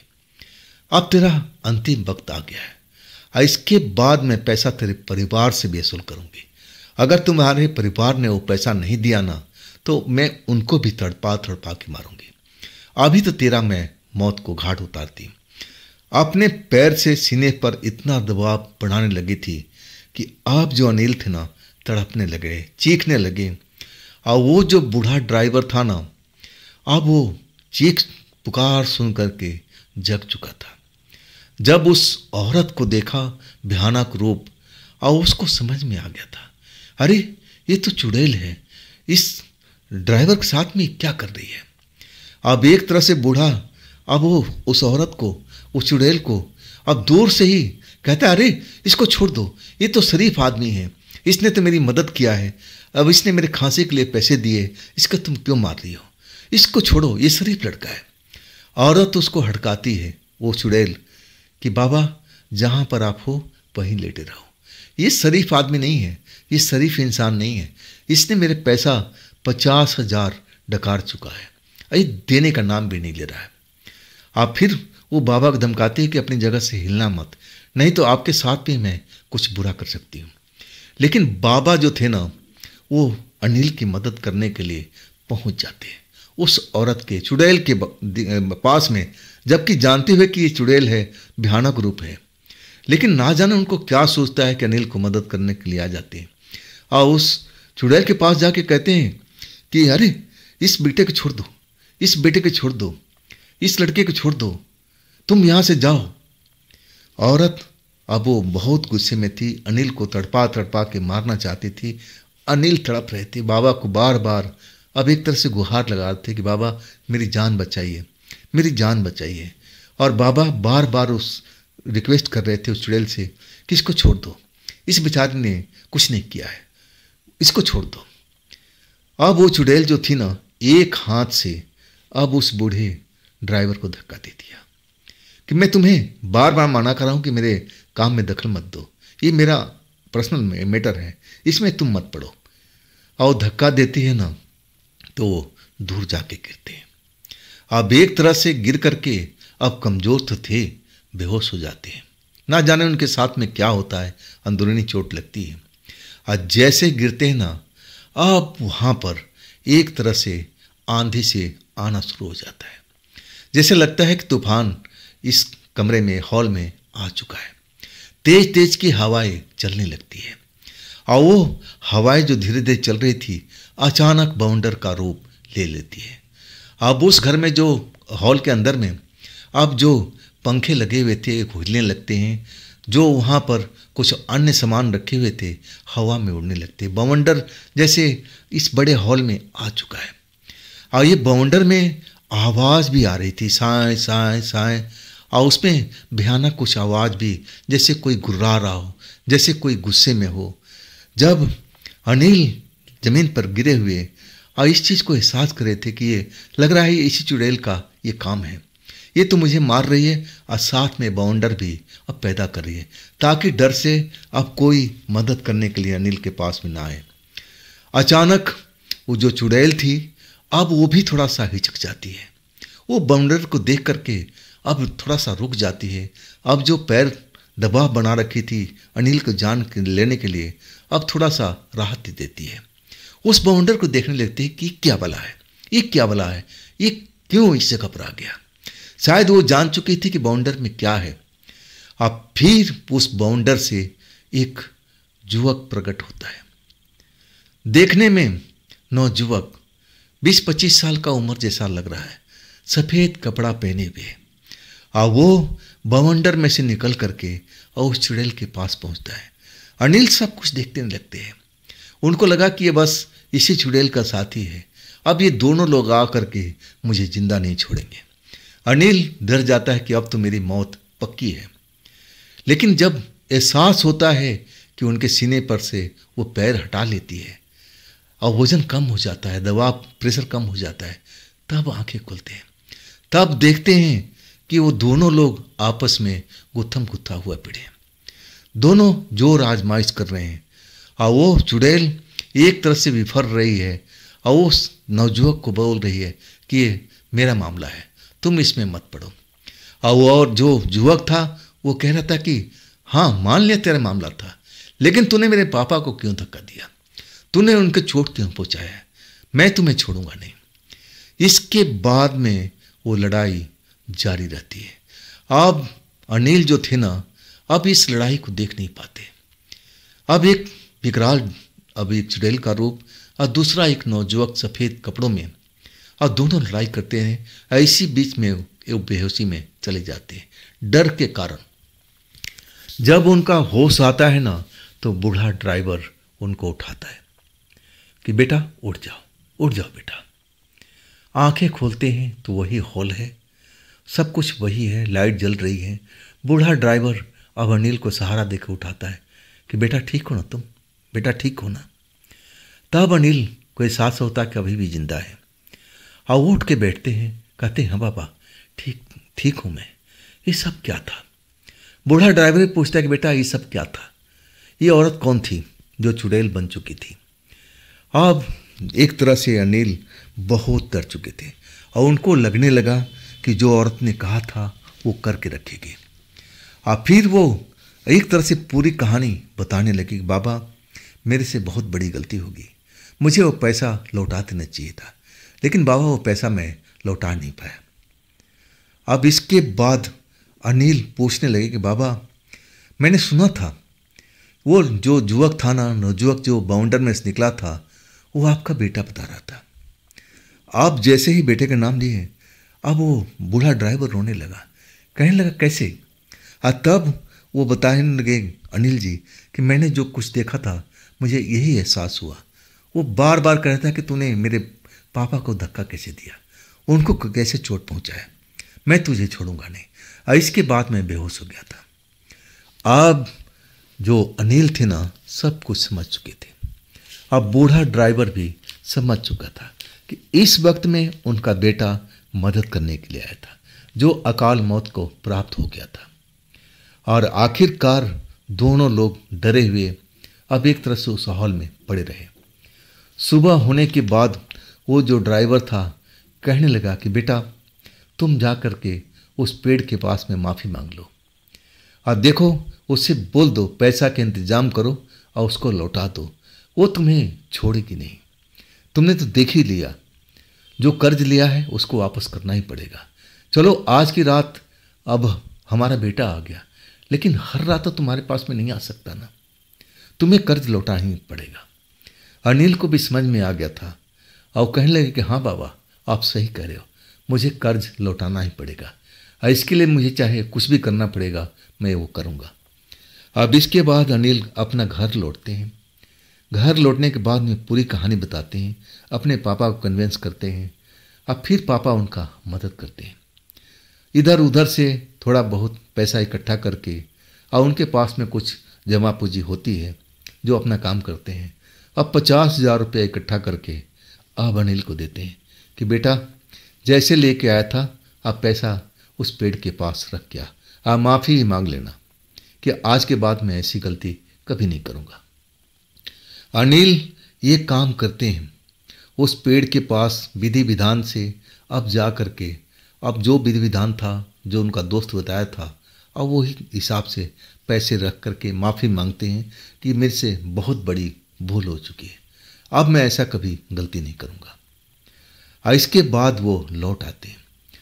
अनिल बताते हैं कि इसके बाद मेरे साथ में ऐसी कोई बात नहीं हुई थी, ना तो मेरे परिवार के साथ में और ना मेरे साथ में। और मैं नशे का जो आदी था, इस घटना के बाद मैं बिल्कुल नशा छोड़ चुका था और मैं अपने काम मन लगा के करता था। हाँ, इस जगह से मैं नौकरी सदा के लिए छोड़ चुका था। मैं अब लंबी दूरी का ट्रक चलाता हूँ और अच्छा पैसा कमाता हूँ।